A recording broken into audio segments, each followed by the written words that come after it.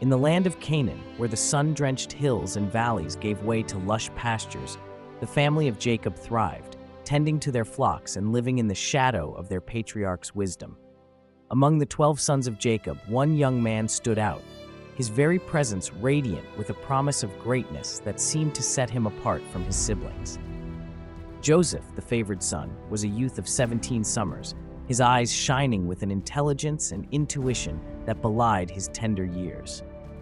It was this very quality that had drawn the affection of his father, Jacob, who bestowed upon Joseph a symbol of his love, a magnificent robe, its vibrant colors and intricate embroidery a testament to the care with which it had been crafted. As Joseph donned the ornate garment, his brothers could not help but notice the stark contrast between their plain, weather-worn garments and the splendor that adorned Joseph's frame. A flicker of resentment sparked in their eyes, for they knew deep within that their father's favoritism towards Joseph had set him apart, elevating him above the rest. "Look at him, strutting about in that robe as if he were a prince among us," Simeon muttered, his voice laced with bitterness. "What makes him so special that he should be singled out in such a way?" Reuben, the eldest of the brothers, placed a calming hand on Simeon's shoulder, his brow furrowed with concern. "Peace, brother. We must not let our jealousy cloud our judgment. Joseph is still one of us, and our father's love, though seemingly uneven, is still a precious gift." But Simeon's resentment was not easily quelled, and the other brothers, too, found themselves falling prey to the gnawing envy that threatened to consume them. Day by day, as they watched Joseph move freely among them, his every word and action a testament to the high regard in which their father held him, the brothers' resentment grew, simmering beneath the surface like a smoldering ember waiting to be ignited. And ignite it did, one fateful day when Joseph, unaware of the turmoil he had unwittingly stirred, shared with his brothers a dream that would prove to be the catalyst for their betrayal. "I had a dream," Joseph announced, his voice brimming with excitement. "I saw us all binding sheaves of grain in the field, and suddenly my sheaf rose and stood upright, while your sheaves gathered around and bowed down to mine." The brothers' eyes widened, and an eerie silence fell over the group, broken only by the rustling of the wind through the stalks of wheat. Simeon's jaw tightened, his knuckles turning white as he clenched his fists, while the other brothers exchanged uneasy glances, their minds already churning with dark thoughts. "What is the meaning of this dream, Joseph?" Levi asked, his tone laced with a barely concealed hostility. "Do you really believe that we, your own flesh and blood, will one day bow down to you?" Joseph, oblivious to the growing storm, shrugged nonchalantly. "It was only a dream, brother. I did not mean to offend you. Perhaps it is a sign of things to come, or perhaps it is simply a fanciful vision with no deeper meaning." But the brothers knew better. They recognized the significance of Joseph's dream, for it seemed to foretell a future in which their younger sibling would rise to a position of power and authority, eclipsing them all. The thought was unbearable, and their resentment hardened into a cold, calculating hatred. That night, as the family gathered around the flickering flames of the campfire, Joseph shared yet another troubling dream, one that only served to further inflame the brothers' anger. "I had another dream," he said, his eyes shining with the same excitement as before. "This time, the sun, the moon, and 11 stars were all bowing down to me." Jacob, the patriarch of the family, leaned forward, his expression thoughtful. "What do you think this dream means, my son?" he asked, his voice tinged with a hint of pride. Joseph shrugged, his confidence undimmed. "I believe it is a sign of my destiny, father. The sun and moon represent you and mother, and the 11 stars are my brothers. We will all one day bow down before me." The brothers exchanged dark glances, their jaws clenched in barely contained fury. Reuben, ever the voice of reason, tried to diffuse the tension, but his words fell on deaf ears. "Joseph, these dreams of yours are troubling," he said gently. "You must be careful not to let them go to your head. We are all part of this family, and we must work together, not against one another."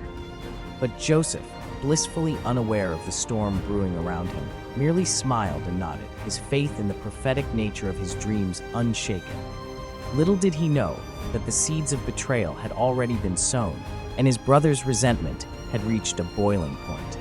As the family retired for the night, the brothers huddled together, their voices hushed, but their eyes filled with a dark determination. They had seen enough, and they were determined to put an end to Joseph's perceived superiority once and for all.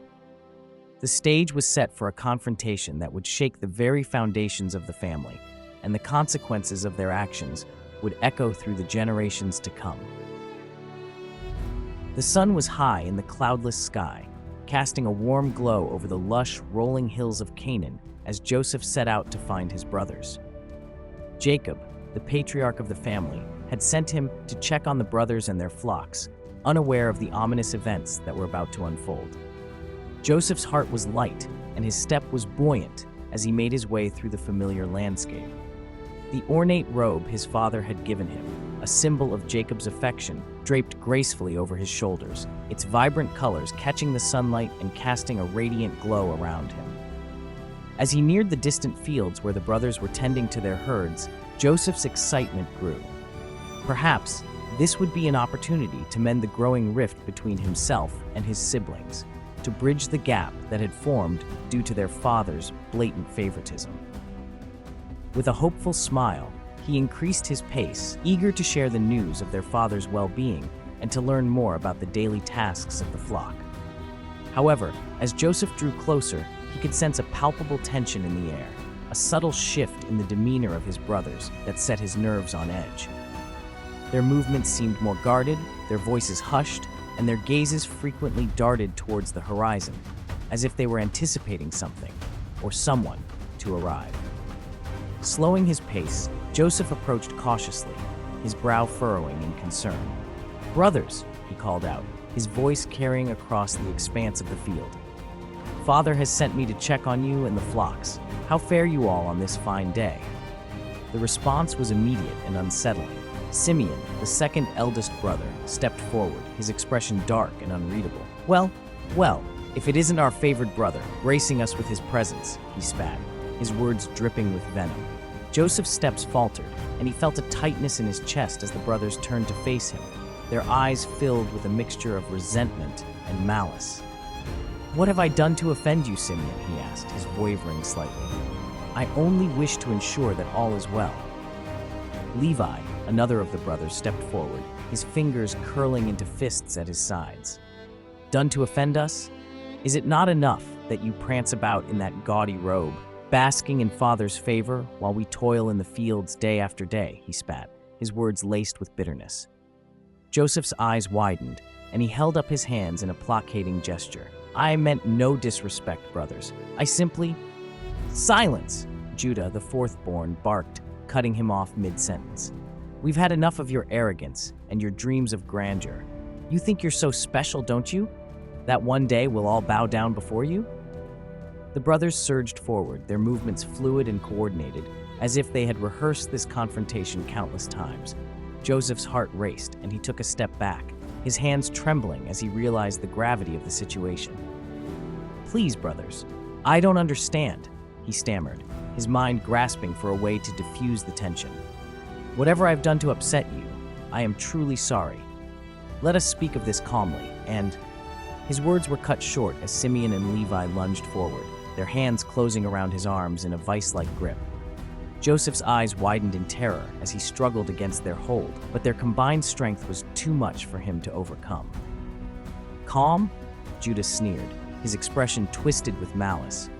"We've had enough of your calm, Joseph. It's time for you to learn your place." The brothers dragged Joseph towards a nearby cistern, the young man's cries for help echoing across the empty fields. Reuben, the eldest, watched the scene unfold with a mixture of horror and anguish, his attempts to intervene thwarted by the sheer momentum of his brother's actions. "Stop! What are you doing?" Joseph pleaded, his voice raw with desperation. "Surely, we can talk this through. There's no need for it." But his words were swallowed by the sound of his body hitting the bottom of the dry cistern, the impact knocking the breath from his lungs. Joseph looked up, his eyes filled with a primal fear, as his brothers gathered at the edge, their shadows looming over him like a dark omen. "Talk?" Simeon spat, his lip curled in a sneer. "We're done talking, Joseph. It's time for you to learn your place, and to never forget it." With a swift motion, the brothers began to strip Joseph of his ornate robe, the vibrant colors a stark contrast to the drab earthen walls of the cistern. Joseph watched in horror as the garment, a symbol of his father's love, was torn from his body, reducing him to a shivering, vulnerable form. "No, please," he cried, his voice cracking with desperation. "Don't do this. Father will." "Father?" Judah interrupted, his laughter hollow and mirthless. "Father will never know the truth. We'll make sure of that." The brothers exchanged a series of dark, meaningful glances, their resolve hardening as they contemplated their next course of action. Reuben, his conscience still tugging at him, tried once more to interject, but his pleas fell on deaf ears. "We can't kill him," Reuben urged, his voice laced with a desperate edge. "He's our brother, our flesh and blood. There must be another way." Simeon's eyes narrowed, and he crossed his arms over his chest, his expression uncompromising. "Another way? And what, let him continue to lord over us, basking in Father's favor? No, Reuben, the time for another way has passed. Joseph must be taught a lesson, one he'll never forget." Joseph watched in horror as his brothers began to descend the slope of the cistern, their shadows enveloping him like a shroud. He opened his mouth to cry out, to plead for their mercy, but the words caught in his throat, replaced by a strangled gasp as he realized the true nature of their intentions.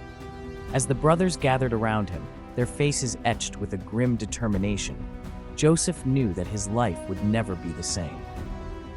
In the midst of a heated discussion among brothers, Judah raised his voice, seeking a different solution. "What will we gain if we kill our brother and cover up his blood?" he asked. "Come, let's sell him to the Ishmaelites and not lay our hands on him. After all, he is our brother, our own flesh and blood." After a moment of contemplation, his brothers nodded in agreement. As fate would have it, a caravan of Midianite merchants appeared on the horizon. Seizing the opportunity, the brothers pulled Joseph up out of the cistern where they had thrown him. They sold him for 20 shekels of silver to the Ishmaelites, who then took Joseph on their journey to Egypt. Later, Reuben, who had been absent during the transaction, returned to the cistern. His heart sank when he discovered Joseph was gone. In a display of anguish, he tore his clothes and rushed back to his brothers. "The boy isn't there," he exclaimed in despair. Trying to cover their tracks, the brothers devised a grim plan. They took Joseph's ornate robe, slaughtered a goat, and dipped the robe in its blood. With heavy hearts and deceptive intentions, they prepared to take the blood-stained robe back to their father, setting the stage for their next act of deception. Back in the family's encampment, Jacob sat by the flickering campfire, his weathered face etched with worry as the sun began to dip below the horizon. Night was falling, and still, there was no sign of Joseph returning from his errand. Jacob had sent his favored son to check on his brothers and their flocks, a simple task that should have seen him back well before the day's end. "Where could he be?" Jacob muttered, his fingers drumming nervously against his knee. The boys should have returned hours ago. Something must be amiss. Leaning forward, the patriarch scanned the darkening landscape, his eyes searching for any sign of movement, any indication that his beloved son was safe and on his way home. But the endless rolling hills and winding paths revealed nothing, leaving Jacob to grapple with the growing sense of unease that threatened to consume him. Suddenly, the sound of approaching footsteps caught his attention, and Jacob's heart leapt with hope. Surely it must be Joseph, returning at last. But as the figures drew closer, the patriarch's expression shifted from one of relief to one of utter devastation. It was his sons, all of them, except for Joseph, and their faces were etched with a somber, guilty expression that sent a chill down Jacob's spine. In their hands, they carried something that caused the old man's breath to catch in his throat. A robe, its vibrant colors stained with a dark crimson hue. "No," Jacob whispered, his voice trembling as he reached out to grasp the familiar garment. "It can't be. Tell me it's not true." Reuben, the eldest, stepped forward, his eyes downcast. "Father, we found this in the field. We believe it's Joseph's robe." Jacob's world seemed to tilt on its axis as he held the robe, his fingers tracing the intricate embroidery with a shaking hand. The crimson stains, so stark against the vibrant fabric, were unmistakable, and the realization of what they might signify sent a wave of anguish through the patriarch's heart. "My son," Jacob cried, his voice breaking with utter devastation. "My Joseph, my beautiful boy, what has happened to him?" The brothers exchanged uneasy glances, their own guilt and sorrow etched upon their faces. Simeon stepped forward, his expression somber. "We found the robe near the flocks, Father," he said, his voice barely above a whisper. We believe Joseph has been attacked by a wild animal, perhaps a lion or a bear. There was blood and the robe was torn. We couldn't find him." Jacob's fingers tightened around the robe, his knuckles turning white as he fought to contain the anguish that threatened to consume him. "No," he whispered, his eyes brimming with tears. "My son, my precious Joseph, how could this happen?" Reuben, ever the voice of reason, placed a gentle hand on his father's shoulder, his own eyes glistening with unshed tears. "We searched everywhere, Father, but there was no sign of him. We fear the worst, but we have not given up hope. Perhaps." His voice trailed off, the words catching in his throat. Jacob shook his head, his body shaking with the force of his grief. "Hope? How can I have hope when my son is gone, taken from me in the most cruel and unjust of ways?" He clutched the robe to his chest, his tears flowing freely down his weathered cheeks. The brothers watched in somber silence, their own guilt weighing heavily upon them. Simeon stepped forward, his expression remorseful. "Father, we have organized a search party to scour the area once more, in the hopes of finding some trace of Joseph. We will not rest until we have answers, I swear it." Jacob's gaze snapped to Simeon, his eyes filled with a mix of anguish and accusation. "Answers? What answers could you possibly have when my son lies dead, torn from me by the very beasts that roam these lands?" He turned his attention back to the robe, his fingers tracing the stained fabric with a trembling touch. "Oh, Joseph," he whispered, his voice thick with grief. "My beloved son, my shining light. How could this happen? How will I go on without you?" The brothers stood in silence, their heads bowed as they watched their father's anguish wash over him. Reuben, unable to bear the weight of his guilt, stepped forward once more, his voice soft and laden with remorse. "Father, we are so sorry. If only we had been there, if only we had been more vigilant. We swear to you, we will not rest until we have discovered the truth of what happened to Joseph." Jacob lifted his head, his eyes narrowing as he regarded his sons with a mix of sorrow and suspicion. "The truth?" he echoed, his voice hollow. "The truth is that my son is gone, taken from me in the cruelest of ways. What good are your promises of searching when the very robe you have brought me is stained with his blood?" The brothers flinched, their expressions a mixture of guilt and unease. Levi, his voice trembling, spoke up. "Father, we have done all we can. We must accept that Joseph is lost to us and grieve his passing. We are here to support you in this most difficult of times." Jacob's eyes hardened, and he clutched the robe to his chest, as if it were the last remnant of his beloved son. "Support me?" he spat, his voice laced with anguish and betrayal. "How can you support me when it is your very actions that have brought me to this wretched state?" The brothers fell silent, their heads bowed in shame, as Jacob's grief-stricken cries echoed through the encampment, piercing the night like the wail of a wounded animal. In that moment, the family was irrevocably fractured, the bonds of love and trust shattered by the cruel twist of fate that had stolen Joseph from their midst. As the hours dragged on and the brothers attempted, in vain, to console their father, a dark cloud settled over the encampment, casting a pall of sorrow and despair that seemed to suffocate the very air they breathed. Jacob, his heart shattered beyond repair, retreated into a world of his own, his every waking moment consumed by the memory of his lost son. And in the shadows, the brothers, their own guilt weighing heavily upon them, began to plot the next steps in their deception, determined to conceal the truth of what had truly befallen Joseph, lest their father's wrath and grief consume them all. The stage was set for a reckoning, a confrontation that would test the very foundations of the family and the legacy they had built. And as the night wore on, the weight of their betrayal hung thick in the air, a burden that none of them could escape.